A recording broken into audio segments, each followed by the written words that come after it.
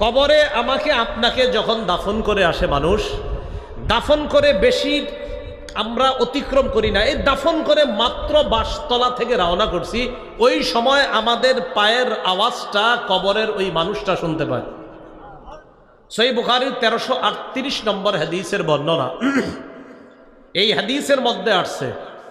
ক্বালা রাসূলুল্লাহ সাল্লাল্লাহু আলাইহি ওয়াসাল্লাম, নবীজি বলেন, আল আব্দু ইযা উদিআ ফি কবরিহি, নবীজি বলেন বান্দাকে যখন কবরের মধ্যে রাখা হয়, ওয়া তুওয়াল্লিয়া,